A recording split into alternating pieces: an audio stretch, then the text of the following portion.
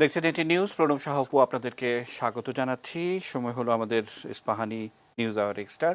আজকে আমরা বিষয় যা নির্ধারণ করেছি সেটা বলছি, কিন্তু তার আগে এমন একটা পরিস্থিতিতে কথা বলছি যে যখন মৃত্যু 164 জন এবং আক্রান্তের হার 29.30, অর্থাৎ প্রতিদিনই নতুন রেকর্ড, আবার সেটা ভেঙে আগামী দিন আবারও নতুন রেকর্ড। খুলনায় সর্বোচ্চ 50 জনের মৃত্যু, এরকম একটি বিষয়। সব কিছু মিলে এই পরিস্থিতি আরও ভয়ঙ্কর হয়ে উঠতে পারে। বিশেষজ্ঞরা যেমনটা আগে থেকেই, অর্থাৎ গত মাসের গোড়া থেকেই আভাস দিচ্ছিলেন, সেটা অক্ষরে অক্ষরে আমরা দেখছি। যাদেরকে আমরা পেয়েছি তারা সবাই আমাদেরকে এই পরামর্শটাই দিয়েছিলেন। আবারও একটু পরিচয় করে দিই। সদস্য কোভিড-19 জাতীয় টেকনিক্যাল পরামর্শ কমিটির অধ্যাপক ডক্টর কাজী তরিকুল ইসলাম স্যারকে আমরা পেয়েছি ডক্টর আননুল ইকবাল স্যারকে, পেয়েছি ডক্টর বেনজির আহমেদ স্যারকে। আমরা তিনজনকে দিয়ে অনুষ্ঠান শুরু করতে চাই। আমাদের সঙ্গে যুক্ত হয়েছেন ডাক্তার মেহেদি নিয়াজ, তিনি সদস্য খুলনা জেলা করোনা প্রতিরোধ কমিটি এবং সাধারণ সম্পাদক বিএমএ খুলনা। তাকে দিয়ে অনুষ্ঠান আজকে শুরু করতে চাই। খুলনায় 55 জন, আজকে যে পরিস্থিতি আমরা দেখছি, সবকিছু মিলে খুলনার পরিস্থিতি একটা সতর্ক অবস্থানে ছিল। সেখানে সরকারি কর্মকর্তারা প্রায়শই আমাদেরকে এই কথাগুলো বলতেন। তারপরও পরিস্থিতি এমন, কিভাবে সামাল দিচ্ছেন সেই অভিজ্ঞতাটা শুনে আমাদের বিশেষজ্ঞ যারা আছেন তাদের কাছে যেতে চাই। মেহেদি নিয়াজ। ধন্যবাদ আপনাকে এবং আমার শ্রদ্ধেয় শিক্ষক যারা এখানে আছেন, ইকবাল ভাই আছেন এবং সকল দর্শক সবাইকে আমার পক্ষ থেকে শুভেচ্ছা জানাই। আমরা আসলে বেশ কিছুদিন ধরেই তো খুলনার অবস্থা বেশ খারাপ, এবং এটা আমরা ঠিকই কথা বলেছেন যে আমাদের করোনার শুরুতে প্রথম ঢেউ, আমরা বলা যায় প্রথম ঢেউতেই কি একদিন এপ্রিল মাস পর্যন্ত বলা যায় শুরু থেকে আমরা মোটামুটি ভালো নিয়ন্ত্রণে ছিল, এবং আমরা এটা খুলনা ভালো ছিল এ ব্যাপারে কোনো কথাই নেই। যে মুহূর্ত পর্যন্ত ওই স্থল বন্দরের ঘটনাটা ঘটলো, অর্থাৎ ইন্ডিয়ার থেকে ভেরিয়েন্ট ঢুকলো এবং খুলনা থেকে তো কানেক্টিভিটি অনেক বেশি, মানে আমার সাতক্ষীরা কানেক্টিভিটি, যশোর, বেনাপোল সবকিছু, যেভাবেই হোক সংক্রমণটা হয়েছে।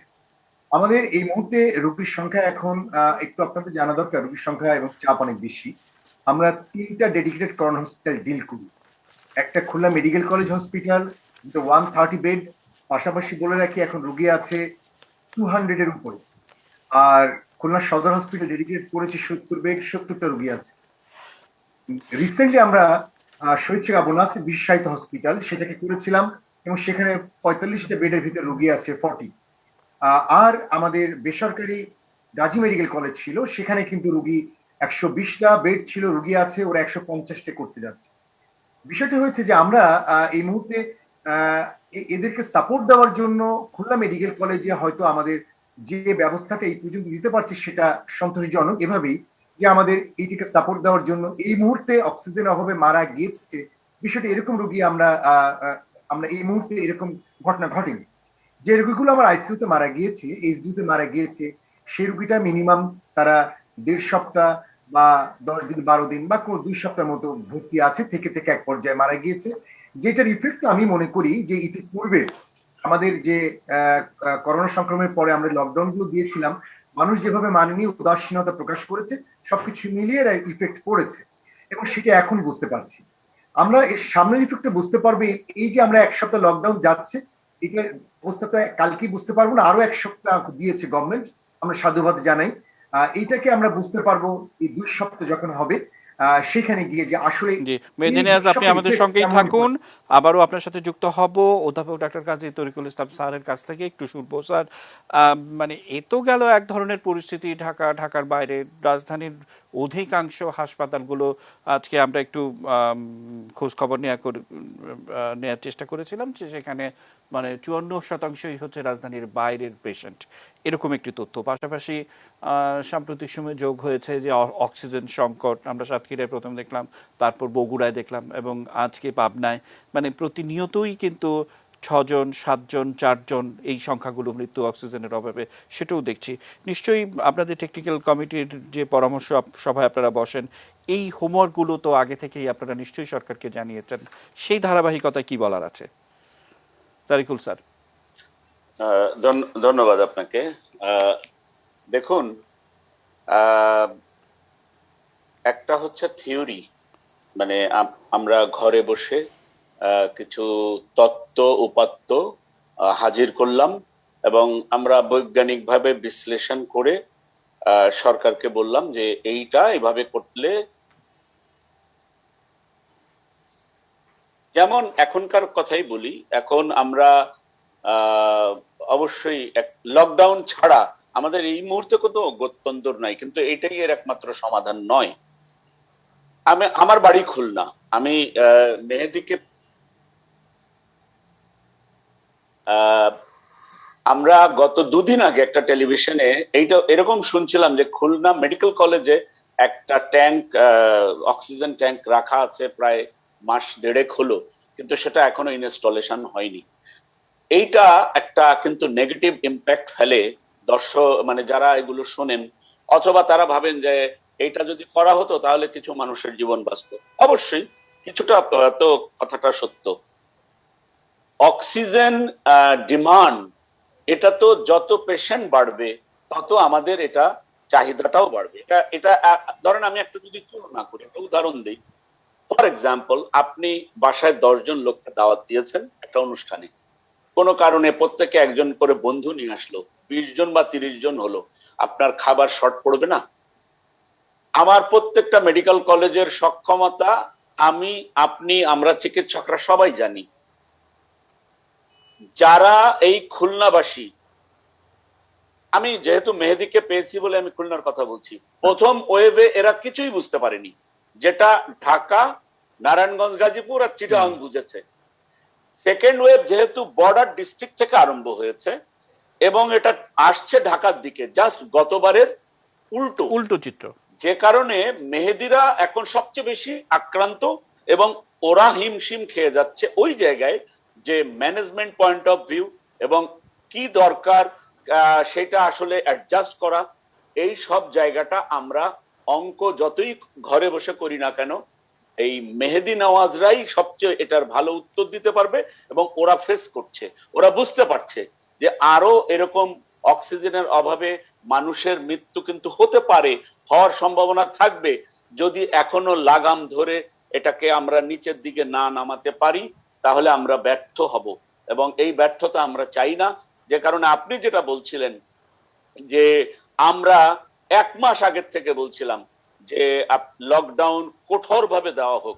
প্রথম 2 সপ্তাহ লকডাউনকে অনেক তামাশা হয়ে গেছিল। এখনো আমার কাছে আজকের দিন দেখেও মনে হয়েছে যে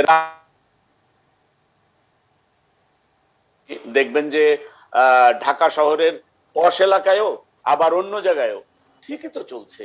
তাহলে সত্যিকারের মানে লকডাউন ঢাকাতেও কি মেনটেন হচ্ছে? আমি বাইরের শহরের কথা জানি না, কিন্তু আমার কাছে মনে হয় মানুষ এটাকে এখনো সিরিয়াসলি গ্রহণ করছে না, এবং যার মূল্য দিতে হবে অনেক বেশি। আমি এখানে থামছি, পরে যদি প্রয়োজন হয় জি নিশ্চয়ই আমি জি, অংশগ্রহণ করব। অসংখ্য ধন্যবাদ স্যার। আসবো আপনার কাছে, বেঞ্জে স্যারের কাছে একটু যাবো। স্যার, লকডাউনের কথা বলছিলেন, আজকের ঢাকার চিত্রটি নিশ্চয়ই দেখেছেন যে গত 3 দিনের তুলনায় আজকের চিত্রটি কিছুটা ঢিলে ঢালা, এটি একটি দিক। আবার মফস্বলের লকডাউন আর ঢাকা শহরের লকডাউনের মধ্যে কিন্তু রাত দিন পার্থক্য রয়েছে। কেমন? আমরা আমাদের এটি নিউজের ছোট্ট গবেষণায় প্রতিবেদনে আমাদের প্রতিবেদকরা দেখিয়েছেন যেটি, সেটি হচ্ছে যে প্রত্যেকটি জেলা উপজেলা শহরে এক ধরনের নেতৃত্ব থাকে, সরকারি হোক বেসরকারি হোক, তারা একটু খুব প্রভাবশালী থাকে।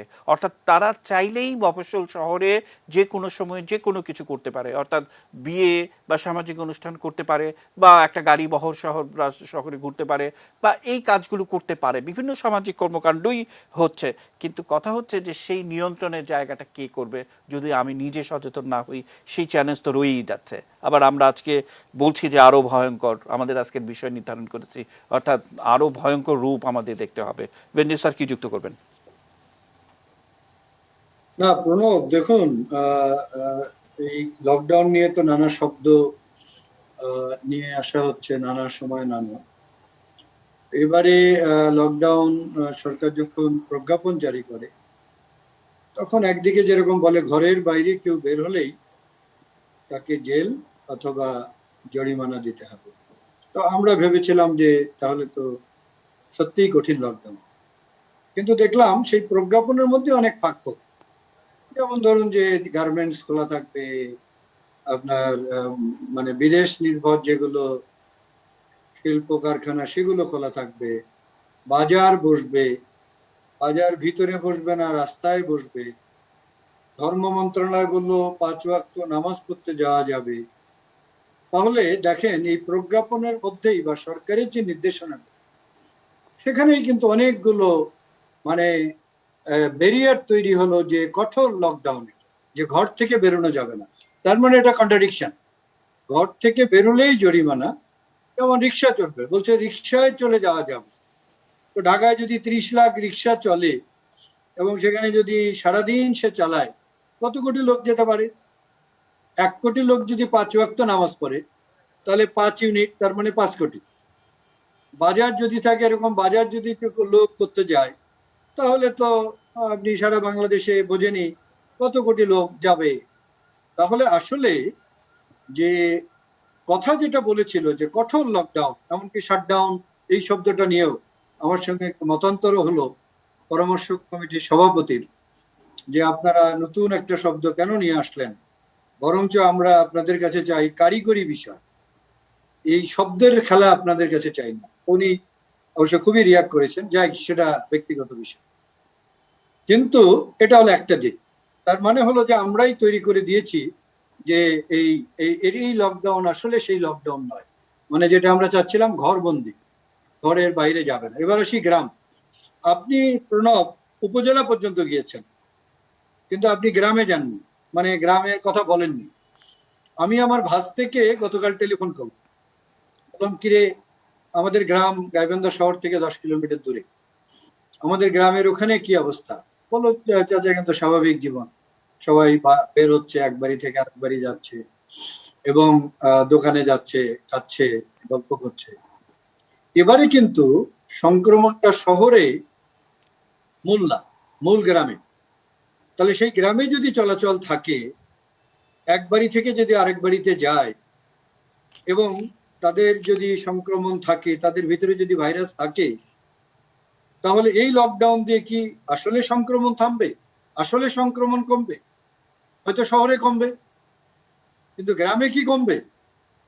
এমনকি আপনি যেগুলো বললেন সেগুলো তো আছেই। কারণ হলো যে আমাদের দেশে নিয়ম হলো সাধারণ মানুষের জন্য, বড়লোক যারা প্রভাবশালীরা তাদের জন্য নিয়ম নয়, তারা নিয়মের ব্যত্যয়, তারা অ্যাবাব, তারা আলাদা ক্লাসের সিটিজেন বাংলাদেশে।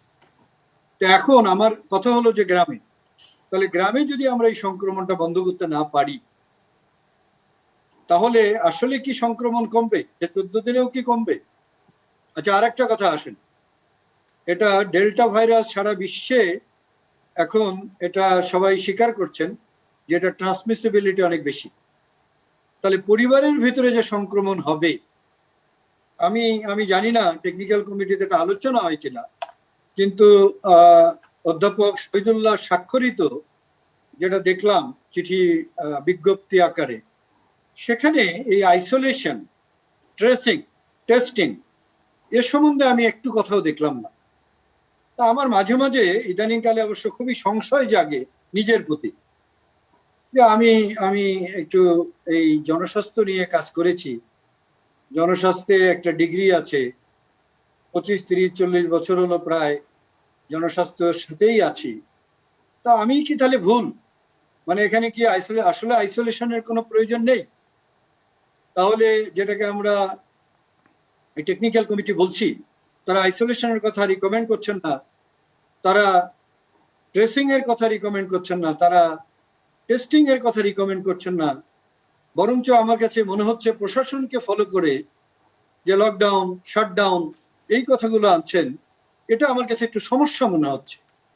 কারণ আমার কাছে মনে হয় যদি আমরা আইসোলেশন না করি, ধরুন আজকে 9,000 রোগী হয়েছে, এই 9,000 রোগীকে যদি আমরা আইসোলেশন না করি, আমি একটা হিসাব করলাম যে গত 14 দিনে 98,000 রোগী হয়েছে, ধরেন 1 লাখ। তাহলে এই 1 লাখ রোগী থেকে আমরা যদি তাদেরকে আইসোলেট করতে না পারি, এখানে রিপ্রোডাক্টিভ রেশিওটা কত? একজন থেকে কয়জন রোগী হবে? 2 জন। তাহলে আগামী 14 দিন 2 লাখ রোগী হবে ন্যূনতম। 2 লাখ। আপনি এই লকডাউন দিয়ে সেই রোগী থামাতে পারবেন না। কারণ কি, একটা বাড়িতে একজন আক্রান্ত হলে দেখা যাচ্ছে একাধিক আক্রান্ত হচ্ছে, এমনকি শতভাগ আক্রান্ত হচ্ছে। 5 জন আছে, 5 জনই আক্রান্ত হচ্ছে। তবে সেই জায়গাটায় আমরা ব্যারিয়ার তৈরি করছি কিনা আমি জানি না। মানে এই রিকমেন্ডেশনটাও দেখছি না আমাদের কোনো জায়গায়। আমি সেদিন মেহেদির কাছে একটু শুনেছি যে তারাও কোথাও কোথাও এটা চেষ্টা, মেহেদি এই কথাটা স্পষ্ট বলেছে আমার মনে আছে সেদিন, যে স্যার এই রুগীগুলোকে যদি আমরা আলাদা না করি তাহলে তো তাদের থেকে তো অন্যরা আক্রান্ত হচ্ছে। কোনো উপজেলা পর্যন্ত, উপজেলা ইউএইচএফপিও তারা নিজেরা বাস্তবায়ন করছে, কিন্তু আমরা জাতীয় পর্যায়ে অধিদপ্তর পর্যায়ে আমরা এটা শুনছি না কেন? এটা কি লুকায়ে লুকায়ে হচ্ছে? জি মাঝে মাঝে স্যার, আমরা আপনার কথার সূত্র ধরে আমাদের সঙ্গে তারিকুল ইসলাম স্যার আছেন, তার কাছে আসবো এই কথাটা সূত্র ধরে। কিন্তু আমি একটু আনোয়ার ভাইয়ের কাছে আসতে চাই। আনোয়ার ভাই সবসময় বলেন যে আসলে এই জায়গাগুলোতে বিশেষ করে যে আমরা গার্মেন্টস খোলা রাখি এবং রেখে এই কঠোর লকডাউন, সেটা শুনতেও বা কেমন লাগে।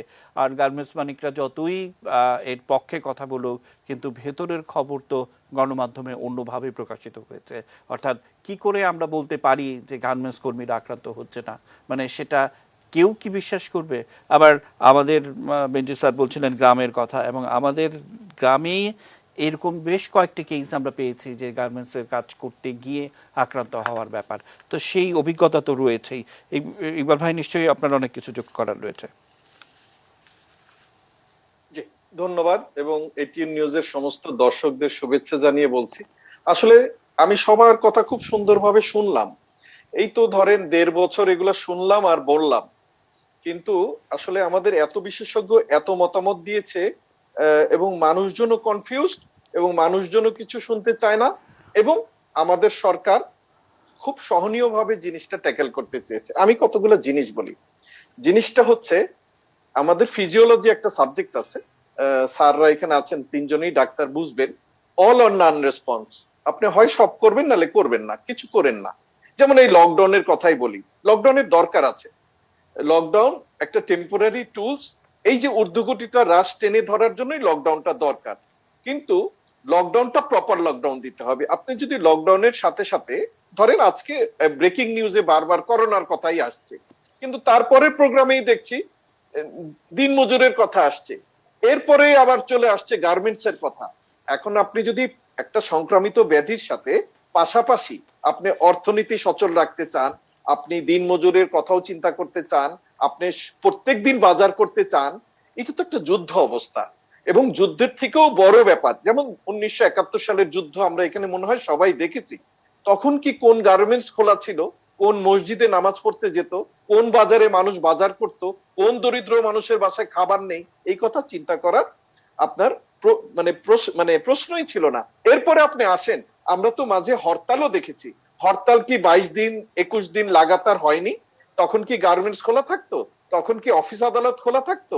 আপনি আজকে যদি মনে করেন গার্মেন্টস খোলা আছে, ব্যাংক খোলা আছে, আপনি ভাবছেন যে আমি কঠোর শব্দটা ইউজ করে লকডাউন দিয়ে আমি কন্ট্রোল, আপনি লকডাউনটাকেই নষ্ট করে দিচ্ছেন। লকডাউন আইদার আপনার যদি না পোষায় আপনি দিবেন না, যদি আপনি বিশ্ববাসীর কাছে দেখাতে চান আপনি করোনার মধ্যেও ইকোনমিতে অনেক উপরে আছেন, তাহলে আপনি এইসব করেন না, লকডাউনটা দিয়েন না। তাতে হয় কি, এই যে একটু আগে বললেন একজন যে লকডাউন দিয়ে লাভ নেই, লকডাউন দিয়ে লাভ আছে। আপনার আপনার সংক্রমণটাকে রাশটা টেনে ধরা যায়, বাট লকডাউন কোনো পার্মানেন্ট সলিউশন না। এই গেল একটা। আর এখন যে অবস্থা, বেনজির স্যার কিন্তু ঠিকই বলেছেন, কন্টাক্ট ট্রেসিং কখন করতে হয়? যখন আমাদের প্রথম লোক, এই যে প্রথম আক্রান্ত গুলোর পিছে কিন্তু ঘুরতে হয়। আমাদের দেশের যেই পপুলেশন এখন আমি কিন্তু এখনের কথা বলছি, এখনের যে রেট, এখনের যে মৃত্যু, এখন কি আপনি রুগী বাঁচাবেন নাকি আপনি অন্য কাজ করবেন? আমাদের বাংলাদেশের যে এই যে নেওয়াজ সাহেব এখানে আছে, ওনার সাথে আমি কথা বলছিলাম, আমাদের কিন্তু একটা সাচিবের একটা ইন্টারনাল মিটিংও হয়েছে। প্রত্যেকটা আপনার জেলায়, বিশেষ করে টাঙ্গাইল, কিশোরগঞ্জ, এর থেকে বেশি পেশেন্ট যখন হবে একদম মুখ থুবড়ে পড়বে, এবং পেশেন্ট তো বাড়বেই। কারণ একটু আগেই তো বেনজির স্যার বললেন যে সংক্রমণের হার তো ডাবল করে উঠবে। তাহলে সেইখানে আমাদের সবই দরকার আছে, বাট এখন যেটা মোর দরকার, আমি বলছি এখনের কথা, এখন আমাদের মোর দরকার অক্সিজেন, এখন আমার মোর দরকার হচ্ছে ডাক্তার। ডাক্তার কারা? মিড লেভেলের ডাক্তার। আমাদের প্রত্যেকটা জায়গায় ডাক্তারের মারাত্মক ভাবে সংকট, নেওয়াজ ভাই সেটা বলতে পারবে। এবং আমি বলছি যে আমি মিটিং এ ছিলাম, মিড লেভেলের যারা ডাক্তার, যারা কাজ করে, সিনিয়র না, সিনিয়র প্রফেসরের কথা বলছি না, যারা মিড লেভেলের জানবাজি রেখে রুগী দেখে তাদের কথা বলছি, সেই প্রত্যেকটা জায়গায় শর্টেজ আছে। এবং আমি তো প্রত্যেকবারই টকশোতে বলে এসেছি, আমরা এইসব কন্ট্যাক্ট ট্রেসিং, তারপরে আপনার ট্রিটমেন্ট, তারপরে এগুলো কোনো কিছু দিয়েই কিছু করতে পারবো না, যেহেতু আমাদের জনসংখ্যা এত বেশি। আমাদের এই মুহূর্তের যেটা দরকার সেটা হচ্ছে প্রপার লকডাউন। এই প্রপার লকডাউনটা যদি আমরা না দিতে পারি, লকডাউনটা উঠিয়ে নেন। কারণ দেখেন, অনেক মিডিয়া আজকেই দেখলাম, এটিএন বাংলায় দেখলাম আজকে একজন সাংবাদিক বলছে 4 দিন লকডাউন হয়ে গেছে, এটা সুফল পেলাম না। এই সময় যদি এই কথা বলেন, তাহলে সেটা একটা মারাত্মক ভুল দিকে নিয়ে যাবে। আপনার যদি 14 দিন পার না হয়, আপনি কিন্তু লকডাউনের কোনো সুফল বা কুফল কিছুই বুঝতে পারবেন না। তারপরে কিন্তু আবার দেখেন, আমাদের ভাগ্য খারাপ যে সামনে একটা কোরবানির ঈদ আসছে। এই যে এই লকডাউনের যে আপনার ইফেক্ট, সেটা আস্তে আস্তে কিন্তু কোরবানিতে আবার চলে যাবে। তো সুতরাং আমাদের কিন্তু সিদ্ধান্ত নিতে হবে। সিদ্ধান্তটা আমি নিতে পারবো না, আমি শুধু আপনাদেরকে সাজেশন করতে পারবো, আপনাদের মিডিয়ার মাধ্যমে বলতে পারবো, সরকারকে অনুরোধ করতে পারবো, এর বেশি তো হবে না। যে আল্লাহর রস্তে এই যে গার্মেন্টস এর অর্থনীতি, এই বাংলাদেশ, আমি বলি জননেত্রী শেখ হাসিনা সংসদে নিজে দাঁড়িয়ে বলেছেন যে দেখেন, জীবন থাকলে অর্থনীতিকে আবার আগের জায়গায় নেওয়া যাবে। তাহলে ওনার কথাটা একটু যদি আমরা ফলো করি, তাহলে কি গার্মেন্টসটা 365 দিনের মধ্যে থেকে 15টা দিন বন্ধ রাখা যায় না? গার্মেন্টস খোলা দেখেই ব্যাংক খোলা, ব্যাংক খোলা দেখেই আপনার অন্যান্য আর্থিক যে অফিসগুলো আছে সেগুলো খোলা, এবং সেই ইকবাল কারণে ভাই মানুষজন কিছু একটু মানছে না। আপনাকে তথ্য দিয়ে সহযোগিতা করতে চাই। আপনার মনে আছে যে গতবার ঠিক রোজার আগে আগে এই গার্মেন্টস বন্ধ করা হলো, সঙ্গে সঙ্গে তারা বাড়িতে চলে গেলেন, আবার বলা হলো যে না খোলা, মুহূর্তের মধ্যে তারা পায়ে হেঁটে ঢাকা শহরে পৌঁছলেন। এই মালিকরা, মানে আমি কিন্তু কাউকে ছোট করা আমার উদ্দেশ্য নয়, কিন্তু বলছি যে প্ল্যানিং এর জায়গাটি দেখি যে কোনো জায়গায় তারা ওন করবেন না নিজেকে বা দেশকে, এবং কি হচ্ছে যে তাদের স্বার্থ সংশ্লিষ্ট বিষয় ছাড়া কখনো কথা বলতেও দেখি না। কিন্তু কথা হচ্ছে যে আবার সরকারের কাছে সবার আগেই আমাদেরটা দিতে হবে, আমাদের এটা লাগবে ওটা লাগবে, সবার আগে এই এই দাবি দাবা নিয়ে ওনারাই হাজির হন। এমন একটা দিক, আজকের একটা ছোট্ট উদাহরণ আমি একটু দিতে চাই। আমাদের সঙ্গে ডাক্তার কাজী তারিকুল স্যার আছেন। স্যার, আপনার কাছ থেকে শুনবো, আমি যখন বাসা থেকে বের হচ্ছিলাম তখন পুলিশের একটা গাড়ি গলিতে ঢুকলো, সঙ্গে সঙ্গে দেখলাম যে সেখানে যে বাজার বসেছে, সেখানে যে মাছ বিক্রি হচ্ছিল, সেখানে যে লন্ড্রিওয়ালা, সবাই যে যার মতো করে দোকান বন্ধ করে একটা জায়গায় জড়ো হয়ে থাকলো, মানে একটু লুকিয়ে থাকলো। পুলিশের গাড়ি সরা মাত্র আবার যে যার মতো করে। এটা যদি হয় বাংলাদেশের মানুষের স্বাভাবিক একটা চিত্র।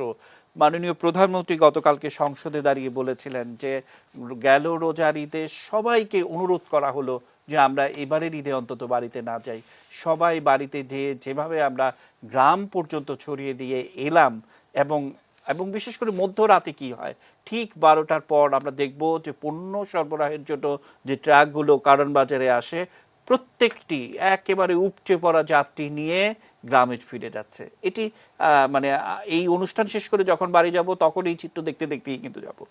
এই ধারাবাহিকতায় আমরা যতই বলি লকডাউন বা মানে এর বাইরে আর কি করার ছিল, তার স্যার কি বলবেন? আপনাকে ধন্যবাদ। আসলে মানে আমরা প্রথমে মেহেদির কাছে শুনছিলাম কিছু কথা, তারপরে আমরা তিনজনই যা বলছি, আমি যদি বলি যে সামারি অলমোস্ট সেম। আমি প্রথমে প্রফেসর বেনজিরের কথার উত্তর দেই যে অবশ্যই কন্টাক্ট ট্রেসিং, আমরা তো সরকারকে একদম সংখ্যা দিয়ে বলে দিয়েছিলাম যে প্রতিদিন শুরুর দিকে প্রতিদিন 1 লক্ষ টেস্ট করতে হবে, এবং কন্টাক্ট ট্রেসিং করা, আইসোলেট করা, এটা প্রত্যেকটা প্রজ্ঞা মানে আমাদের ইয়ের মধ্যে থাকার তো কথা নয়। একটা মিটিং এ যে রেজলিউশন হয় সেই তা বলা হয়, কিন্তু এটা যে বলা হলো না আমাদের তরফ থেকে, এই কথাটা কিন্তু একদম সত্য নয়। এবং এটা মানে এইটা প্রসঙ্গটা এখানে আনার কোনো মানেই হয়নি, কারণ ওখানে একটা এপিডেমিওলজি গ্রুপ আছে, তারা ইভেন আজকে তারা কিন্তু আগামী 10 তারিখ আবার মিটিং এ বসবে। এর মধ্যে তারা কিভাবে কোরবানির ঈদটা হবে, গত বছর যা দেওয়া হয়েছিল সরকার তো সেটা বাস্তবায়ন করতে পারেন নাই। এবারও আমরা একটা প্রস্তাব দিতে যাচ্ছি, সেটা মার্কেট থেকে শুরু করে কিভাবে জবাই করা, কিন্তু আমাদের সব কথা কি সরকার শুনেছে? এখন আপনি বলতে পারেন যদি না শুনে তা আপনারা এখানে থাকছেন কেন, আপনারা এটা ছেড়ে দিয়ে চলে আসেন। আমি অবশ্যই এই সরকার, এই গভর্নমেন্টের আমি মনে করি যে এটা একটা গণতান্ত্রিক সরকার এবং এই সরকারের কার্যক্রমকে আমি পূর্ণ সাপোর্ট করি। এবং আজকে শেখ হাসিনার সরকার না থাকলে দেশের অবস্থা আরো কি হতো, আই এম ইন ডাউট। তাহলে আমি যদি আজকে বলি যে আমি পদত্যাগ করলাম, আমার কথা সরকার শুনছে না, তাহলে তো সরকারকে বিপদে ফেলা হবে। আমাকে সরকার আমার 5টা কথার জায়গায় যদি 3টা শোনে, তাও তো আমার লাভ, তাও তো আমি বুঝবো। সরকারকে খালি বিজ্ঞান ভিত্তিক কথা শুনলে হবে? আপনি যখন ইন্টারমিডিয়েট পড়েছেন তখন আপনি বিজ্ঞান একটা শাখা ছিল, বাণিজ্য একটা শাখা ছিল, মানবিক একটা শাখা ছিল, আর সরকারকে এই 3টাকে নিয়েই চলতে হচ্ছে। আমার কথা শুনছে বিজ্ঞান, বাণিজ্যের কথা শুনে একটু আগে ইকবাল যেটা বললো যে সে গার্মেন্টস খোলা রেখেছেন, ব্যাংক খোলা রেখেছেন, আর মানবিক কারণে সরকার ওই আপনার দিনমজুরকে প্রতিদিন কিছু না কিছু ভাতা দেওয়ার চেষ্টা করছে। সেটা কোন ফর্মে যাচ্ছে আমি এক্স্যাক্টলি জানি না, কিন্তু সরকারের একটা বরাদ্দ আছে। আমি যতদূর জানি ইউনিয়নে 3.5 লাখ টাকা, পৌরসভায় 10 লক্ষ বা 20 লক্ষ টাকা এমন করে টাকা দিয়ে রাখা হয়েছে। এখন প্রশ্ন, দেশটা তো আমাদের সবার, আমরা যে 4 জন মানুষ এখানে বসে আছি, আমরা হইতে পারি বিভিন্ন মতের, বিভিন্ন সাইজের, কিন্তু আসলে দেশটা তো আমাদের। তাহলে এই দেশকে বাঁচানোর দায়িত্ব আমার, আপনার, সবার। আমরা যে কথা শুনছি না, আপনি যে কথাটা বললেন, পুলিশের গাড়ি দেখে চলে গেল, কিন্তু পুলিশ চলে যাওয়ার পরে সে আবার মাছ নিয়ে ব্যবসা করতে বসে গেল। আপনাকে আমি একটা ছোট কথা বলি এখানে, ইকবালের কথা রেফারেন্সে। এই গার্মেন্টস মালিকরা সবাই কোটি কোটিপতি এবং প্রত্যেকের কানাডা এবং আমেরিকাতে বাড়ি আছে। ধরে নেন, এরা কি 15টা দিন এই কর্মচারীদের বাড়িতে পাঠাই দিয়ে 15 দিন এরা, আরে জাকাতের টাকা দিয়েও যদি কেটে দেয়, তাও এরা এদের বেতন দিতে পারে না? No work no pay. এই সময় আমরা একটু আগে যে কথাটা হচ্ছিল 71-এর যুদ্ধ আমি দেখেছি, আমরা একবেলা খেয়ে থেকেছি। গ্রামে যখন পালিয়ে গেছি এবং গ্রামের বাড়িতে দীর্ঘ 1-1.5 মাস সময় শুধু আলু সিদ্ধ আর রাইস, এটা দিয়ে আমাদের সারাদিনে একবেলা, কখনো কখনো হয়তো রুটি খেয়েছি। কেন আমরা এটা যুদ্ধ যুদ্ধ ভাব মনে করছি না? কারণ আমরা মৃত্যু দেখিনি। তাই যার পরিবারে মারা গেছে তার কাছে এটা অত্যন্ত 100% সে এটা অনুভব করছে। কিন্তু দৃশ্যত কোনো মৃত্যু না দেখাতে আমরা পাকিস্তান আর্মির ফায়ার দেখি নাই। এখানে আমাদেরকে যে ভাইরাস গুলো কিল করে যাচ্ছে, এটা আমরা 2 চোখ দিয়ে দেখছি না। ভারতের অবস্থা আপনি চিন্তা যখন টিভিতে দেখেছেন, আপনি দেখেছেন, কিন্তু ওই শ্রমিকটা তো দেখে নাই। তো ওর কাছে যতক্ষণ পর্যন্ত ওর পরিবারের একজন না মরছে কোভিডে, ততক্ষণ পর্যন্ত ও কিন্তু অ্যালার্ট হচ্ছে না। সর্বোপরি আমি বলবো যে আমরা যত বিতর্কেই উপনীত হই না কেন, আসলে আমাদের সবার টার্গেট কিন্তু একটাই, দেশ বাঁচানো, মানুষ বাঁচানো, জীবন বাঁচানো এবং সরকারের কাজকে সহযোগিতা করা, সরকারের লিমিটেশন গুলাকে কম্প্রোমাইজ করে একটা জায়গায় আসা, এটি তো আমাদের কাজ। আমরা সেই জায়গার চেষ্টা করছি এবং আমি মনে করি যে সামনের দিনগুলা মানুষের মধ্যে এই বোধোদয়টা হবে। অসংখ্য ধন্যবাদ স্যার। এই কথাটা খুব জরুরি যে সামনের দিনে মানুষ আরো দায়িত্বশীল হবে, এটি একটি দিক। আবার আমাদের একটা সাধারণ ব্যাপার, এই কোভিড ভ্যাকসিন নিয়েই আমরা যে সময় যে ধরনের কথাবার্তা আমরা বলেছি, আমাদের বিশেষজ্ঞরা বলেছে, আমাদের রাজনীতিবিদরা বলেছে, এবং তার পরবর্তীতে আমরা দেখেছি যে কি পরিস্থিতিতে কেমন করে সেই ভ্যাকসিন বাংলাদেশ পেল, তার এখন হাতে পাচ্ছে। কিছুটা হয়তো মাননীয় পররাষ্ট্রমন্ত্রী ব্যক্তিগত পর্যায়ে আমাদেরকে জানিয়েছিলেন এবং আমরা কৃতজ্ঞ।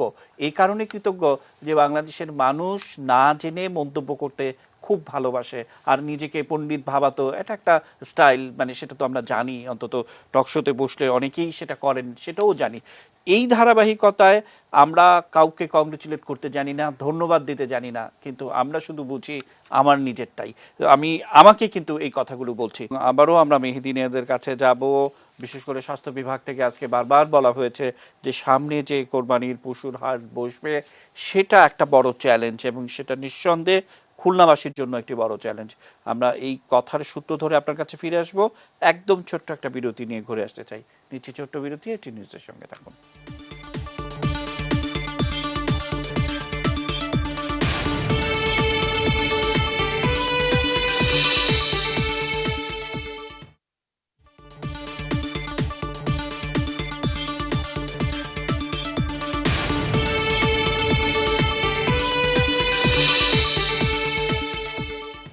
দর্শক দেখছেন নেটের নিউজ। বিরতির পর আবার আমন্ত্রণ জানাচ্ছি। বিরতির আগেই আমার প্রশ্ন রেখে যাওয়া ছিল ডাক্তার মেহেদী নিয়াজের কাছে, যে সামনে এই পশুর কোরবানির হাট কিন্তু একটা বড় চ্যালেঞ্জ। যেমন করে আমাদের স্যাররা বলছিলেন যে যতটুকু এই 2 সপ্তাহের লকডাউনে অর্জিত হবে সেগুলো আবার ম্লান হয়ে যাওয়ার একটা সুযোগ কিন্তু রয়েছে। সবকিছু মিলে এই চ্যালেঞ্জ খুলনায় নিশ্চয়ই এখন থেকে আপনাদের ভাবতে হবে।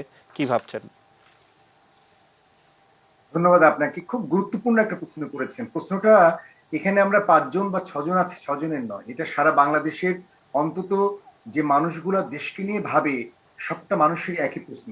হয়তো আমরা প্রশ্নগুলো করে যাই, উত্তরটা কিভাবে আসবে আমরা জানি না, কারণ যে জায়গা থেকে উত্তর আসবে সেটা আমাদের মাথার অনেক উপরে।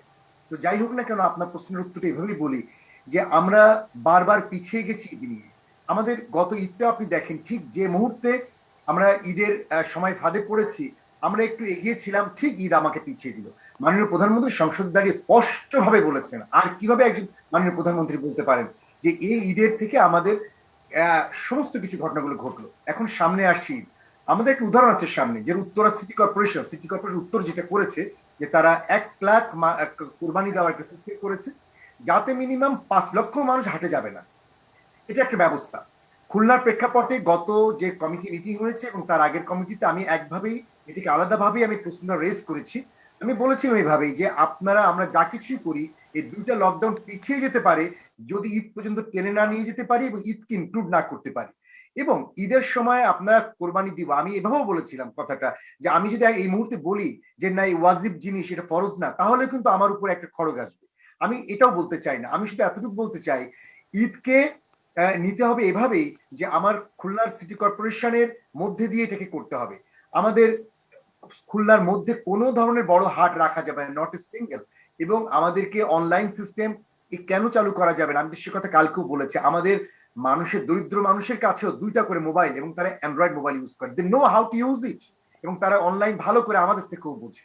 যে জিনিস আমার অনেক সিনিয়র শিক্ষক বোঝেন না, তারা বোঝে, এবং সহজে তারা জানেন কোথায় অনলাইন, কোথায় টিপ দিলে কি করতে হয়, ফলে সহজেই সেগুলোকে রিচ করা যায়। ইটস এ প্ল্যানিং, আমাকে প্ল্যান করতে হবে, প্ল্যানটা করতে হবে এভাবে। এবং আমরা মনে হয় সেটা করতে যাব।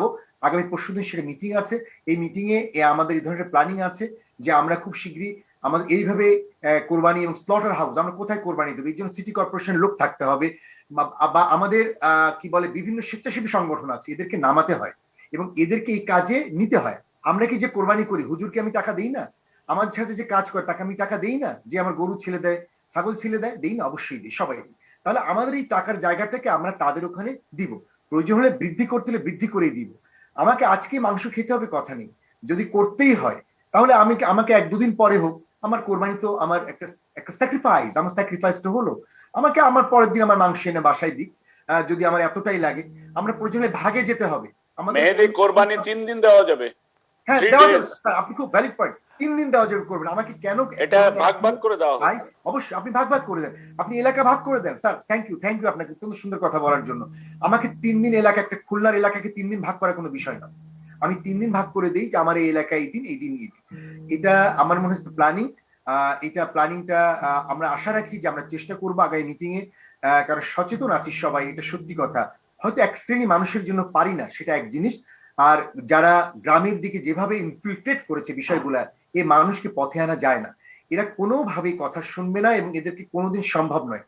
আমরা শহরে ঘুরিয়ে বেরিয়েছি ফ্রি অ্যান্টিজেন টেস্টের জন্য, ফ্রি অ্যান্টিজেন টেস্ট সিটি আমাদের কি বলে সিভিল সার্জন অফিস থেকে মানুষের কাছে গিয়েছে, সারাদিনে 4 জন পেয়েছে, তাও সিটি মেডিকেল কলেজ, স্যার আপনি নাম শুনেছেন, তার সামনে তাকে ভয় দেখানো হয়েছে যে আপনি সিটি মেডিকেল কলেজ থেকে বেরিয়েছেন, আপনি সংক্রমিত হতে পারেন, এখন আপনাকে করতে হবে, এটা গভর্নমেন্ট পাঠিয়েছে। ভাইরাস রাস্তায়, শিববাড়ির মোড়ে, আমি এখানে বলি ওখানে বলি, বিভিন্ন জায়গায় মানুষকে ধরে, তারা করতে চায় না, না করবো না। আমাদের অনেকে আমাদের মধ্যেও আছেন, আমি চিকিৎসক বলি যাই বলি, পিছিয়ে যেতে চান, করতে চান না। প্রথম ধাক্কাটাই মনে হচ্ছে যেন এটা একটা খারাপ কাজে যাচ্ছে।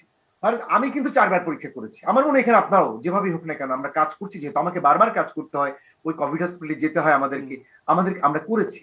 তো আমার কথা হচ্ছে যে ঈদটাকে আমাদের নিতে হবে, এইটা আমাদের জন্য স্যাক্রিফাইস। স্যাক্রিফাইস শব্দটাকে আমার বুঝতে হবে না, স্যাক্রিফাইস মানেটা কি, মাংস খাওয়া? ইকবাল ভাই বলছে আমরা কি এটা করবো যে আমরা স্যাক্রিফাইস মানে মাংস খাবো? ডেফিনেটলি নয়, এটাই একটা স্যাক্রিফাইস। আমাকে স্যাক্রিফাইস, এই কোরবানি ঈদকে স্যাক্রিফাইসের মতো করেই নিতে হবে, এবং তার জন্য যে প্ল্যানিং গুলো আমরা করেছি এবং আমরা মহল্লা, আমার স্বেচ্ছাসেবক লীগ বলি, আওয়ামী লীগ বলি, বাম সংগঠন বলি, কাউন্সিলরও বলি, এলাকাকে আটকে দিতে হবে এবং তার মধ্য দিয়ে এই সেবাটা বা এই কোরবানির জায়গাটাকে তৈরি করতে হবে। এই যে ফ্ল্যাট বাড়ির নিচে নিচে বড় করে নিয়ে তৈরি, একেবারে এই যে লাল হয়ে যায় রক্ত ফ্ল্যাট বাড়ির নিচগুলা, তাই না? এটা বাস্তবতা। এইভাবে ফ্ল্যাট বাড়ির নিচে একটাও করা যাবে না। এই একটাও না করার জায়গায় আমি মাননীয় মেয়র মহোদয়কে অনুরোধ করব, উনি খুবই সজ্জন মানুষ, উনি কিন্তু আমার খুলনার মেয়র, সাংঘাতিক ভাবে মানে আমি দেখেছি যে উনি, আমরা যে কথাগুলো বলি আমার মেয়র মহোদয় অত্যন্ত শক্তভাবে সবসময় কথাগুলো বলে, বরঞ্চ আমরা আরো লুজ দিই। জি, তো আমি আসবো আপনার আমার কাছে কথা যে এখানেই শেষ আসলে করি। যে আলোচনাটা গুলো হচ্ছে এটা কিন্তু অনেক পয়েন্টস কিন্তু থাকছে, এবং আমাদের যারা টেকনিক্যাল কমিটির আছেন স্যাররা নিশ্চয়ই সেগুলো মাথায় রেখে সেই পরামর্শ নিশ্চয়ই দেবেন অথবা দিয়েছেন, তার ধারাবাহিকতায় হয়তো সরকারও সেগুলো নিয়ে ভাবছে।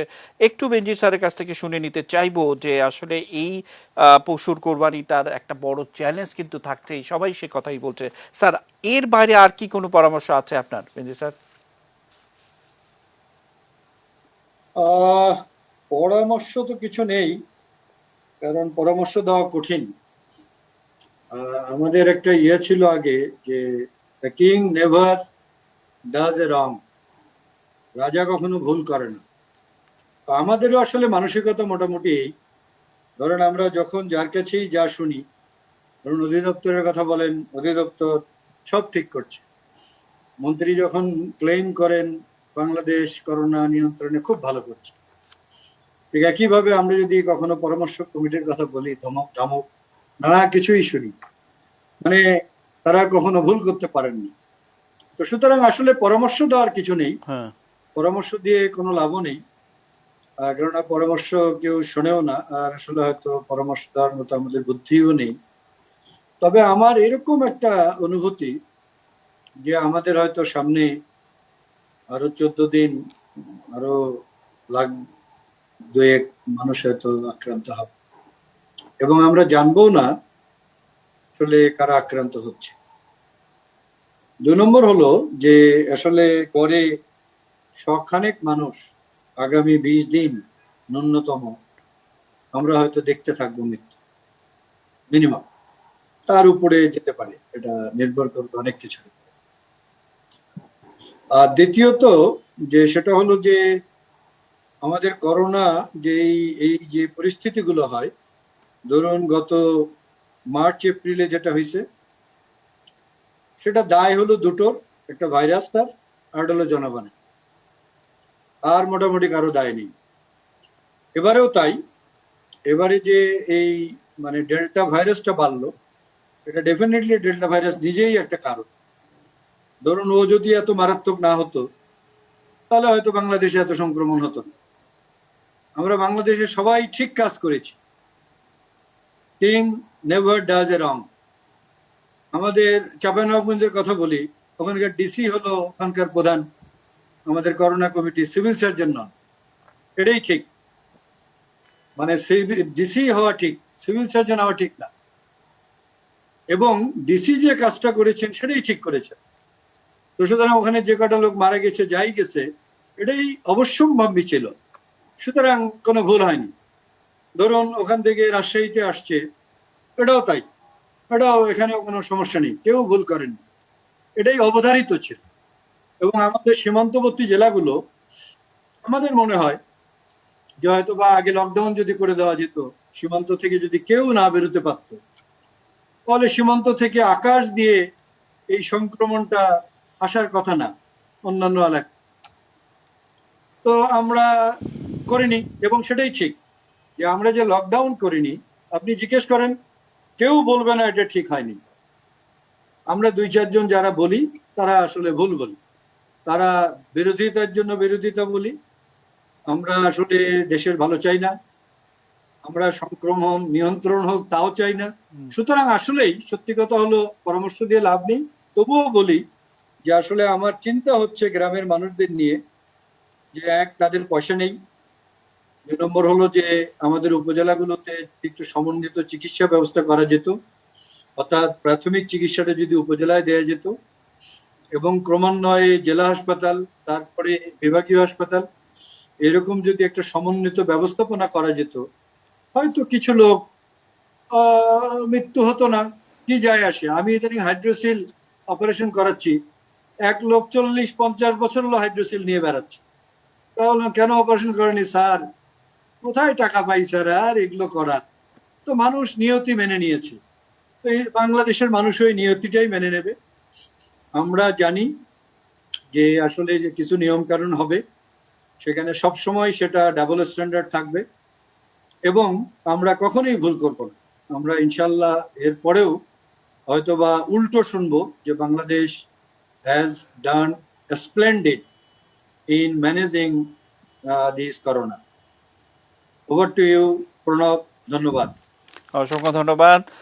স্যার বলছেন আমাদের সঙ্গে বিজিএমই এর ফারুক স্যার যুক্ত হয়েছে। স্যার, আপনি আসার আগে যে আলোচনাটা হচ্ছিল, বিশেষ করে এই লকডাউন চলছে কিন্তু গার্মেন্টস খোলা রেখে এই লকডাউনটা ঠিক যথাযথ লকডাউন হচ্ছে কিনা বা সেটা নিয়ে কিন্তু বেশ প্রশ্ন উঠেছে। নিশ্চয়ই আপনার যুক্ত করার আছে। ফারুক স্যার, কি যুক্ত করবেন? হ্যাঁ, আমি আসলে পুরো অনুষ্ঠানটা শুনি নাই, জাস্ট আমি পরে এসে জয়েন করেছি। আমি যেটা প্রথমে বলবো যে আমরা একটা মারাত্মক সময় পার করছি, এটা আমরা সবাই জানি। এর মধ্যে ইনফেকশন রেট বেড়েছে, মৃত্যু হারও বাড়ছে। আমরা ফ্যাক্টরিগুলোতে আমরা জানেন যে আমরা যেভাবে মেনটেন করছি, এবং এটার মধ্যে সবচেয়ে যে জিনিসটা হলো যে আমরা দেখেছি যে আমাদের ফ্যাক্টরিগুলোতে ইনফেকশন রেট অনেক কম, অনেক কম। এই ক্ষেত্রে যে আমরা প্রতিদিনই ওখানে এমন ভাবে ওয়ার্কারদেরকে আনি এবং সেইভাবে একটা স্ট্যাগার্ড ওয়েতে আনা হয়, এবং ওখানে আমরা এখান থেকে পিসিআর ল্যাবও আমরা সেট করা আছে আমাদের ইয়ের মাধ্যমে, এবং সেখানে আমাদের কোনো টেস্ট করে সকালবেলায় কোনো টেম্পারেচার বা কাউকে দেখা গেলে আমরা সেখানে পাঠাই। এই সংখ্যাটা খুবই কম। এটা আমার মনে হয় যে সবচেয়ে বেশি হয়তো আমরা সুযোগটা পেয়েছি এই কারণে যে আমাদের ওয়ার্কারদের এজ গ্রুপটা হলো 18 থেকে 30-এর মধ্যে সবচেয়ে বেশি। মেবি তাদের মধ্যে আপনারা এখানে আছেন, আপনারা জানেন যে রেজিস্ট্যান্স পাওয়ার বা অ্যান্টিবডি এটা একটু বেশি থাকে বয়সের কারণে, এবং সেই জিনিসটা আমাদেরকে হেল্প করেছে। আর আমাদের শ্রমিকদের মধ্যে আমরা আগে থেকেই ডাস্টের জন্য আসলে আমাদের ফ্যাক্টরিতে আমরা সবসময় গার্মেন্টস আমরা মাস্ক ব্যবহার করি। এই মাস্ক ব্যবহারটাও আসলে আমাদেরকে আরেকটু কাজে আমাদের হেল্প করেছে। সাথে সাথে যেহেতু আমরা গার্মেন্টস মানে আমরা সঙ্গে সঙ্গে মাস্ক ইউজ করার কারণে আমরা সবাইকে মাস্ক ব্যবহার করতে দিই, আমরা বাসায় নিয়ে যেতে দিই, আবার বাসায় এক্সট্রা করে দিই, সেইভাবে দিয়ে আমরা প্রথম থেকে এটা একটা সিস্টেমের মধ্যে ফেলেছি। এবং এই কারণে ফারুক ভাই, আমি একটু আমাদের সঙ্গে ইকবাল ভাই আছেন। ইকবাল ভাই সকাল থেকেই বলছিলেন যে আসলে এটা নিয়ে বিভিন্ন জায়গায় কিন্তু একটা প্রশ্ন হচ্ছে যে আসলে সরকার যেমন প্রশ্নবিদ্ধ হচ্ছেন যে সবকিছুই বন্ধ থাকছে, মহল্লা বা পাড়া মহল্লা সবকিছুই, আবার এইটা আবার আপনারাও বলছেন যে আপনাদের আক্রান্তের সংখ্যা কম, আবার আমাদের গ্রামে আমরা দেখেছি গার্মেন্টসে আক্রান্ত হয়ে মৃত্যুবরণ করেছেন। ইকবাল ভাই, নিশ্চয়ই আপনি যে কথাগুলো বলছিলেন সেগুলো আবারও যদি একটু যুক্তি সহকারে বলেন, সেটাও কিন্তু কম বিবেচ্য বিষয় হবে না। ইকবাল ভাই। জি, ধন্যবাদ। আসলে কেউ এটা পার্সোনালি নিবেন না। আমি সায়েন্সের পার্সপেক্টিভ থেকে বলছি। আসলে দেখেন, যে যেই সাবজেক্টটা করে বা যে যেই প্রফেশনে আছে সেই প্রফেশনটাই আসলে সবচেয়ে ভালো, তারা সেটাই মনে করেন। আমি গত 2 দিনে প্রায় 8টা টক শো করেছি, এবং সেখানে আমি গার্মেন্টস শ্রমিক ফেডারেশন এবং গার্মেন্টস শ্রমিক সংহতির জেনারেল সেক্রেটারির সাথে কথা হয়েছে এবং লাইভ টক শো হয়েছে। সেখানে আমি জানি না, আমি জাস্ট তথ্য দিচ্ছি, কেউ পার্সোনালি না নেওয়াই ভালো। সেটা ওনারা যেটা বলছেন যে আপনার 7টা থেকে 8টা গার্মেন্টস এর নিজস্ব ট্রান্সপোর্ট আছে, অন্যদের নেই। আচ্ছা, ওনারা যে টেস্টের কথা বলে, ওনারা অ্যান্টিজেন অ্যান্টিবডি টেস্ট করেছে 5000 কর্মীর। ওনাদের অফিসিয়াল কর্মচারী আছে 26 লাখ, মতান্তরে আছে 40 লাখ।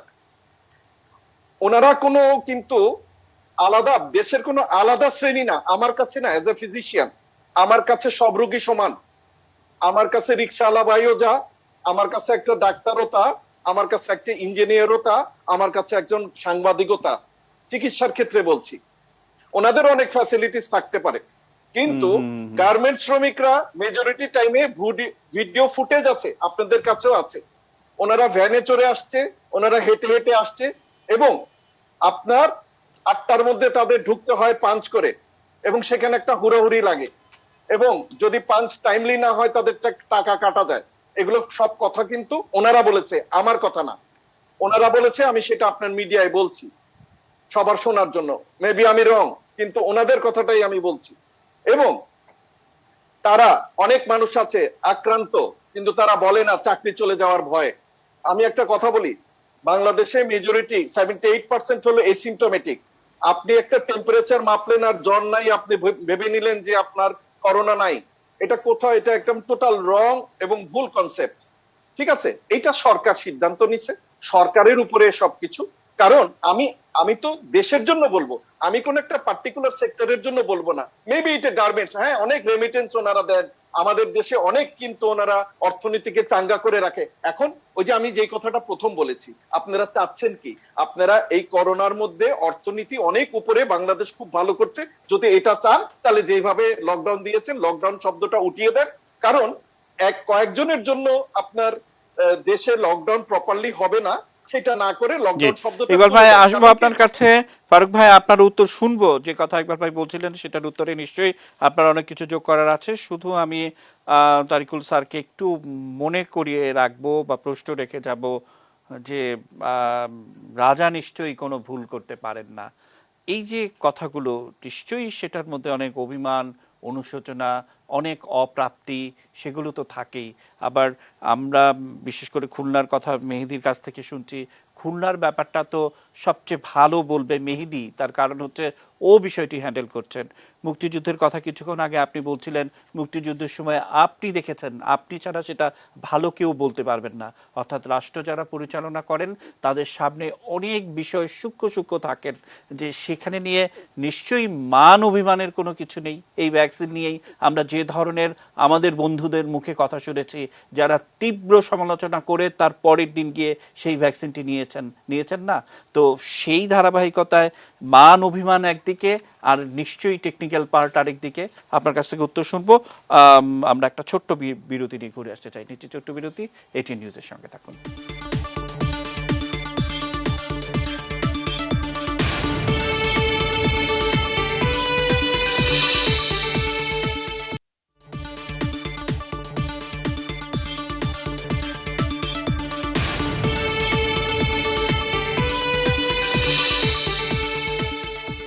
দেখছেন এটি নিউজ। বিরতির পর আবার আমন্ত্রণ জানাচ্ছি। আমরা আরো ভয়ঙ্কর আজকের নিউজ আর এক্সট্রা শিরোনাম রেখেছি। ইকবাল ভাই বলছিলেন এর আগে, ফারুক ভাই নিশ্চয়ই আপনার কিছু বলার আছে ইকবাল ভাইয়ের কথার সূত্র ধরে।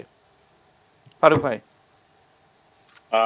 জি, আমি যেটা বলবো যে আমি ডক্টর ইকবালের মানে বক্তব্যগুলোর মধ্যে, যে আসলে আমরা কিন্তু ফিল্ডে, আপনারা যেমন ফিল্ডে আছেন, আমরা ফিল্ডে আছি।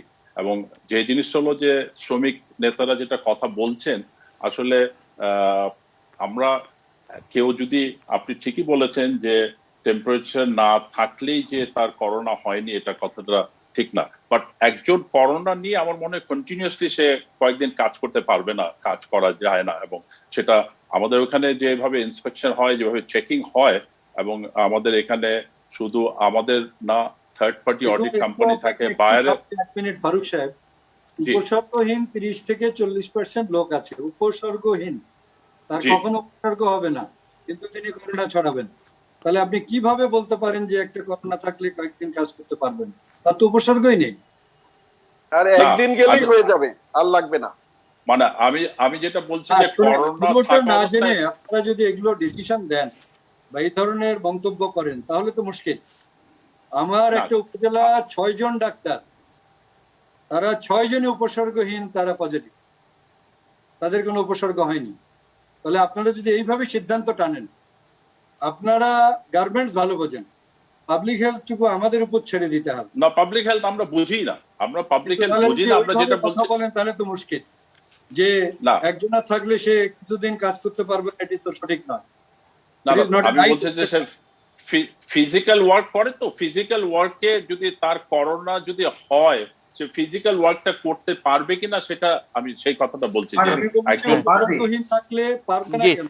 বেনজির স্যার, আসবো আমি আপনার কাছে। ফারুক ভাই, আপনার মানে বক্তব্য যদি আপনি শেষ করেন তাহলে আমরা আরেকটা ইস্যুতে যেতে চাই, যে ঠিক এই ধারাবাহিকতার মধ্য দিয়েই জি কিন্তু যেতে হচ্ছে, যে নিশ্চয়ই ইকবাল ভাই যে কথাগুলো বললেন এর প্রেক্ষিতে আপনাদের কিছু আরো কিছু গুরুত্বপূর্ণ জিনিস করা উচিত।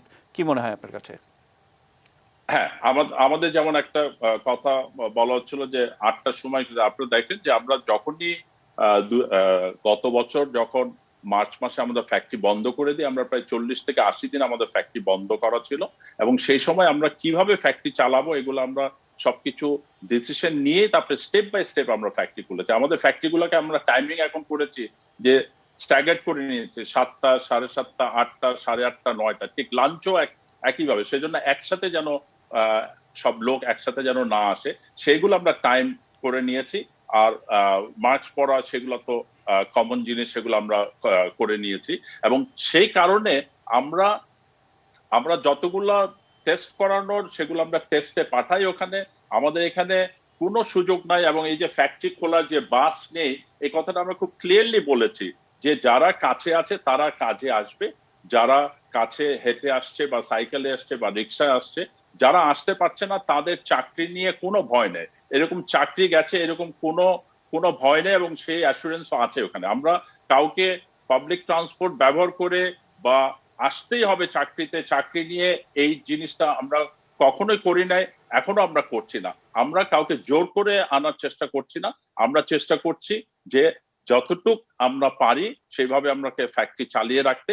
এবং যেহেতু আমি আবারও বলবো যে কোনো ফ্যাক্টরিতে সবাই বলছে, কিন্তু আমাদের ফ্যাক্টরি গুলোতে এরকম কেউ মারা গেছে বা এ ধরনের ইয়েতে কোনো, আমাদের যদি কোনো ইনফরমেশন দেওয়া হয় আমরা সঙ্গে সঙ্গে সেটা, কিন্তু সেরকম ইনফরমেশন কিন্তু আমাদেরকে কেউ দিচ্ছে না। মানে একদম হোলসেল বলা হচ্ছে যে এটা হয়েছে ওইটা হয়েছে, হয়তো অনেক টক শোতে কথা হচ্ছে, কিন্তু কোনো স্পেসিফিক ভাবে যদি দেয় আমরা সেই জিনিসগুলা সবসময় আমরা অ্যাড্রেস করি, এখনো আমরা অ্যাড্রেস করতে এগিয়ে আসবো, এবং আমি মনে করি যে এটা সবার স্বার্থে এটা দরকার। জি, এটা অসংখ্য ধন্যবাদ। ইকবাল ভাই, আপনি ভাবতে থাকুন যে কি বলবেন ফারুক ভাইয়ের এই কথার উত্তরে। আমি একটু তারিকুল স্যারের কাছে যেতে চাই। স্যার, বিশেষ করে বেনজির স্যারের একটি কথার সূত্র ধরে যে রাজা কখনো ভুল করতে পারে না, মানে এইরকম একটা বিষয়। আর আমি বলছি যে আমার হয়তো অভিমান থাকতেই পারে, আমার রাগ থাকতে পারে, আমার ক্ষোভ থাকতে পারে। আমি সরকারের কাছে ব্যবসা চাইতে গিয়েছিলাম, আমি সেটা সরকারের কাছ থেকে ব্যবসাটা পাইনি, সেই জন্য আমার ক্ষোভ রয়েছে। সেই ধারাবাহিকতায় একটা দিক। আবার সাম্প্রতিক সময়ে যে প্রশাসন, সচিব, তারা কেন ক্ষমতা পেল? আপনার নিশ্চয়ই মনে আছে যে গেল বছর এই কোভিডের সময়ে রাজনীতিবিদরা রিলিফ ওয়ার্ক করতে গেলেন, সেখানে স্থানীয় নির্বাচিত প্রতিনিধিদের মাত্র 113 জন প্রতিনিধি এই রিলিফ চুরির সাথে সম্পৃক্ত হলো, একেবারে ইউনিয়নের চেয়ারম্যান থেকে শুরু করে। তখন এই অতিথিরাই কিন্তু বলেছিলেন যে সচিবদেরকে দায়িত্ব দেয়া হোক, তারা সেটি মনিটর করবে, ইত্যাদি ইত্যাদি। নিশ্চয়ই মনে থাকার কথা সেটি। আবার যে সংসদ সদস্যের কথা বলছেন যে পার্লামেন্টে আলোচনা করেছে, এটা তো বাংলাদেশ। তার ব্যাকগ্রাউন্ড যদি এই 111-এর সময় আমরা দেখি তাহলে বুঝতে পারবো যে কিভাবে দলের প্রধানকে হটিয়ে নিজে কি হওয়া যায়। সেই অভিজ্ঞতার আলোকেই তো যারা সিদ্ধান্ত নেয় সেটা করতে হবে। আবারও ঘুরে ফিরে বেনজির স্যারেরই কথা যে রাজা কখনো ভুল করতে পারে না, কারণ সিদ্ধান্ত নিতে হয় রাজাকে, সিদ্ধান্ত মাথায় রেখেই অনেক কিছু বুঝে করতে হয়। তারিকুল স্যার, অনেক গুরুত্বপূর্ণ বিষয়, কি উত্তর দিবেন? দেখেন, আমরা যারা এখানে আছি ব্যক্তিগতভাবে কোনো রাজনৈতিক মতাদর্শ থাকতেই পারে, কিন্তু আমরা এখানে চিকিৎসক হিসেবে আপনার অনুষ্ঠানে আসছি। আমার তো একটা ভাষা বা একটা লাইন দিয়ে কথা আপনার এটা উত্তর দিতে ইচ্ছা করছে, আমি সেটাই শুরু করব। রবীন্দ্রনাথ যখন লিখলেন যে আমরা সবাই রাজা এই মহারাজার রাজত্বে, আমরা প্রত্যেকে কিন্তু মনে করি যে শুধু রাজা না, আমি বা আমরা যারা এখানে আছি মনে করি যে আমি যেটা বলছি সেটাই ঠিক। অন্যের যে মতামত, তার প্রতি সম্মান দেখানোর বিষয়টা আমাদের কালচারে নাই, এবং এটা এই বাঙালির মধ্যে। আমি আরেকটু যদি ভিতরে যাই, কিছু মনে করেন না, আমি এর আগে একদিন বলেছি, হয়তো রিপিট হতে পারে, যে আমরা কিন্তু সংকর জাতি। আপনি দেখেন এখানে যারা আছি আমরা, কেউ কালো, কেউ ফর্সা, কেউ লম্বা, কেউ মোটা, কেউ বেটে, কেউ সো আমাদের চিন্তা ভাবনার চেতনার মধ্যেও নানান এই ওঠানামা আছে, যে কারণে আমরা অবশ্যই সরকার প্রধান যদি ভেবে থাকেন যে ওই সময় তার কাছে এটাই করা সবচাইতে বেস্ট পদ্ধতি ছিল, she was right at that time. এখনো যদি উনি মনে করেন যে একটা সময় আসলে রাজনীতিবিদদেরকে নিয়ে এসে পাশাপাশি ভাগাভাগি করে যে হ্যাঁ সবাই দেশের জন্য কাজ করবে, এটা আমি যে জায়গায় আমার এটা বলার কোনো সাজেও না। আমি যেমন টেকনিক্যাল কমিটিতে টেকনিক্যাল ইস্যু নিয়ে সরকারকে পরামর্শ দেওয়ার কথা, এইখানে আমি রাজাও না, আমি মন্ত্রীও না। আমি এখানে একটা জায়গা শুধুমাত্র আমার মতামত প্রকাশ করা, তাও বিজ্ঞানের ভিত্তিতে আমরা বলি যে এইটা করা উচিত আর এইটা করা উচিত নয়। আমরা আজকে 41তম সভা করেছি। এই 41তম সভায় যদি ধরেন 82টা ডিসিশন হয়ে থাকে, সরকার কি 82টা ডিসিশন আমাদের অ্যাডপ্ট করেছে? সরকারের কাছে যেটা মনে হয়েছে আমাদেরকে, যেটা বিজ্ঞান ভিত্তিক না নিলেই নয়, সেটা নিয়েছে। আবার ওই যে ফারুক সাহেবদের বাণিজ্যকে বজায় রাখার জন্য সেটাও নিয়েছে। রিক্সা চালক বা এই মানবিক কারণে যাদেরকে দিনমজুর রিক্সা চালাক, তাকেও ছেড়েছে।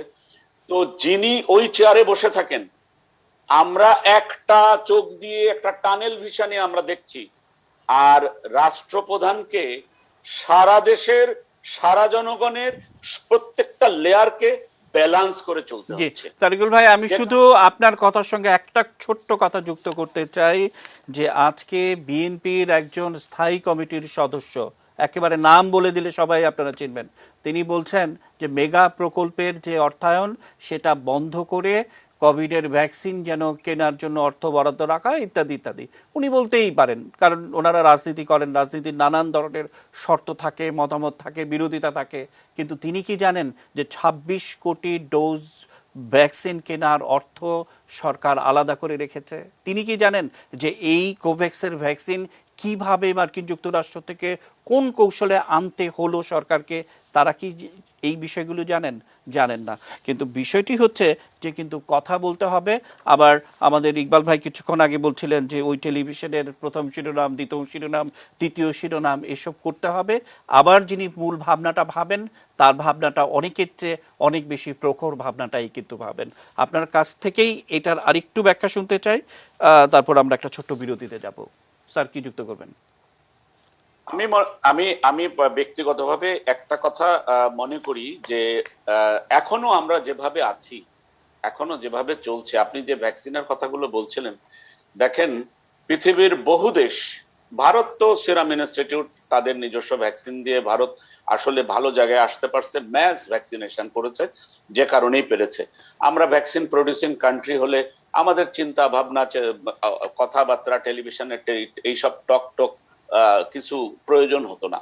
বাট আমরা যেহেতু পরনির্ভর, আমাদের যেহেতু ভ্যাকসিন অন্য জায়গা থেকে আনতে হয়, তারপরেও তো আমি বলবো যে অনেক দেশের চেয়ে বাংলাদেশ ভ্যাকসিন কূটনীতিতেও এই বিপর্যয়ের পরেও মোটামুটি একটা স্টেবল জায়গায় আসছে। কারণ হচ্ছে যে সিনোফার্ম যদি প্রতি মাসে 50 লাখ দিতে পারে, আর যদি কোভ্যাক্সের আন্ডারে যে আমরা 6 কোটি পাওয়ার কথা, আমরা এই বছরটা ডিসেম্বর 31 পর্যন্ত একটা টার্গেট দিয়েছি সরকারকে। আমরা বলছি যে এত যদি আমরা জনসংখ্যাকে ভ্যাকসিনেট করতে পারি, তাহলে তো আমরা একটা মেজর একটা চেঞ্জ দেখতে পাবো। এই চেঞ্জটা দেখার জন্য, যেমন ধরেন খুলনা অঞ্চলে, রাজশাহী অঞ্চলে দ্রুত ভ্যাকসিন যাবে, আপনি শিওর থাকেন। আজকের মিটিং এ এটা আলোচনা হয়েছে। কারণ হচ্ছে যে এটা আগামী সপ্তাহ থেকে যখন এটা যাওয়া শুরু হবে, তখন অবশ্যই ওই অঞ্চলের লোককে আগে ভ্যাকসিনেট করতে হবে, কারণ ওখানে সংক্রমণ বেশি।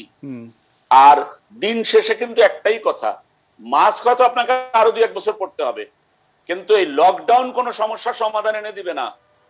দিন শেষে একটাই জি কথা, স্যার, আমি প্রপার আমি স্যার একটু ভ্যাকসিনের হিসাবটা আপনাকে দিয়ে রাখতে চাই। বিশেষত হচ্ছে যে আগামী ডিসেম্বরের মধ্যে আমাদের 10 কোটি ভ্যাকসিন আমাদের হাতে থাকবে। আগামী মার্চের মধ্যে অর্থাৎ 2022-এর মার্চের মধ্যে আরো 7 কোটি অর্থাৎ 17 কোটি ভ্যাকসিনের পুরোপুরি সম্ভাব্যতা এক মোটামুটি নিশ্চিত আছে। কিন্তু তারপরও মূল ভাবনাটা রাজাকেই ভাবতে হবে, রাজা কখনো ভুল করে না, এইটা মেনেই সেই ধারাবাহিকতা রক্ষা করতে হবে। আমরা একটু ছোট্ট বিরতি নিয়ে আবার ঘুরে আসবো। নিচ্ছি ছোট্ট বিরতি, এটিএন নিউজের সঙ্গে থাকুন।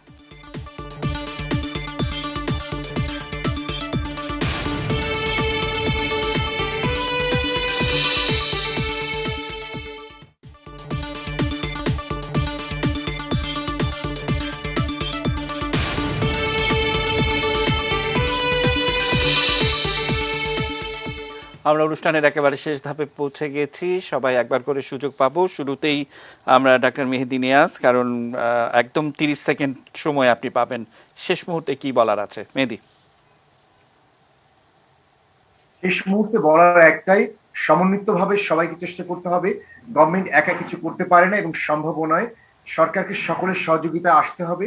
সাধারণ মানুষকে উদ্বুদ্ধ হতে হবে। তাদের উদ্বুদ্ধীকরণের জায়গায় রাজনীতিবিদ, ভোটে নির্বাচিত কাউন্সিলর, ওয়ার্ড কাউন্সিলর, কমিশনার যারা আছে সবাইকে একসাথে নামতে হবে। আর সময় নাই, হাতের সময় আমাদের কমে আসছে, কারণ অলরেডি ঢাকা আক্রমণ করে ফেলেছে। অর্থাৎ এরপরে আর যাওয়ার জায়গা থাকবে না, কারণ আমাদের এখানে সংক্রমণ বাড়ছে। শুধু এক কথাই বলবো, ঈদকে সামাল দিতে হবে। মাননীয় প্রধানমন্ত্রী যে নির্দেশনা দিবেন উপর থেকে অবশ্যই সেটাই মানতে হবে, এর বিকল্প কিছু নাই। ঈদকে মানতে হবে কিভাবে সেটা আমরা সবাই জানি। আমার বক্তব্যে স্পষ্ট করে বলেছি যে আর আমাদের এই ঈদকে এইভাবে নিলে হবে না। স্যাক্রিফাইস, স্যাক্রিফাইস শব্দের অর্থ বুঝতে হবে। শুধু গরু আর ছাগলের মাংস খাওয়ার মধ্যে যে স্যাক্রিফাইস হয় না, জি, সেটা করতে আমরা শেষ করব একেবারে শেষ পর্যায়ে। অসংখ্য ধন্যবাদ আপনাকে। তারিকুল স্যার, আপনাকে দিয়ে শেষ করবো, আপনি ভাবতে থাকুন শেষে আপনি কি বলবেন।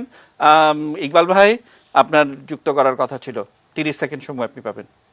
জি, আমি খালি এটুকুই বলছি, দেখেন আমার পার্সোনালি গার্মেন্টস এর সাথে কোনো বিভেদ বা কোনো কিছুই নাই, বাট আমি যে তথ্যগুলো দিয়েছি ওগুলো গার্মেন্টস শ্রমিক ফেডারেশনের সভাপতি এবং গার্মেন্টস শ্রমিক সংহতির জেনারেল সেক্রেটারি যা বলেছে সেই তথ্যপত্রই আমি দিলাম। শুধু একটা পয়েন্ট আমি বলে দিচ্ছি, ওনারা যেমন মনে করছেন ওনাদের শ্রমিকরা 18 থেকে 30 বছরের মধ্যে, তাহলে আমাদের সরকার কেন স্কুল কলেজ আর ইউনিভার্সিটি বন্ধ রেখেছে? সেখানে তো আরো ইয়াঙ্গার ছেলেমেয়েরা পড়াশোনা করে। তো আসলে দেখেন, একটা যুদ্ধ তো, আমি কিন্তু যুদ্ধের মধ্যে কাউকে আলাদা করে দেখতে চাই না। এবং তরিকুল স্যারের সাথে আমি একটু দ্বিমত করি এইখানে, যদি আপনি লকডাউন দেন তাহলে প্রপারলি দিবেন। তাহলে আপনি ক্রিকেট ম্যাচের মতো আপনি টস করে আইদার ব্যাটিং করবেন অথবা বোলিং করবেন, বাট বোলিং ব্যাটিং একসাথে করতে পারবেন না, যেহেতু সংক্রামিত ব্যাধি। আপনি এক জায়গায় লুপহোলস থাকলে সেটা কিন্তু চলে আসবে বাদের মতো। অসংখ্য ধন্যবাদ। একদম শেষ করতেই হবে। ফারুক ভাই, 30 সেকেন্ড সময় আপনি পাচ্ছেন, কি বলবেন?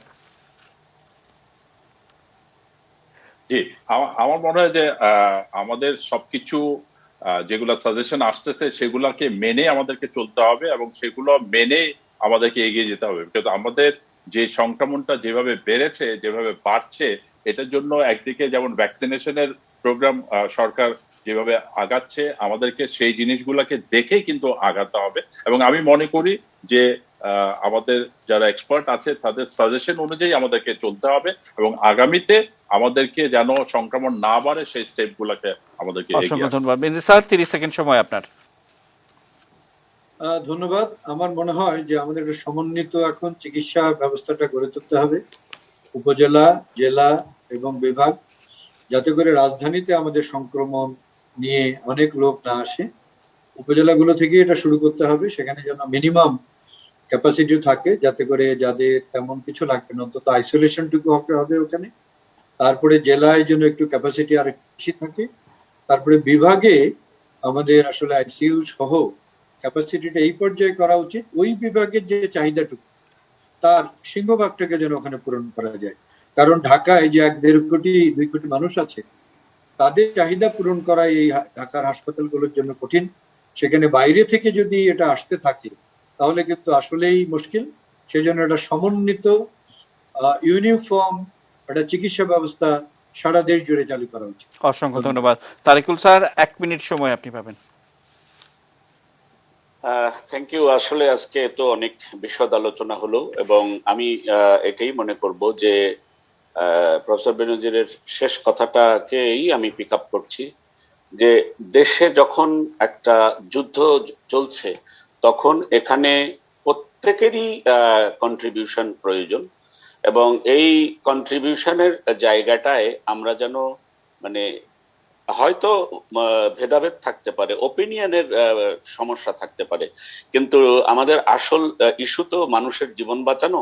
সেই জীবন বাঁচানোটা একদম উপজেলা থেকে শহর পর্যন্ত আমরা যদি কঠোরভাবে এটাকে নিয়ন্ত্রণ করতে না পারি, অর্থাৎ আমরা সংক্রমণ কমাতে না পারলে আমাদের মানে স্বাস্থ্য ব্যবস্থা ভেঙে চুরে যাবে। আমি করোনা ভাইরাসকে ধন্যবাদ দিয়ে আজকে অনুষ্ঠান শেষ করব, যে করোনা ভাইরাস আমাদের দেশের স্বাস্থ্য ব্যবস্থার যে বিকলাঙ্গ অবস্থা সেটা জনগণের সামনে তুলে ধরেছে, এবং আমরা বহুবার এটার পরিবর্তনের জন্য অনেক আন্দোলনও হয়েছে, বিএমএ সহ বহু মানে ডাক্তাররা চেষ্টা করেছে।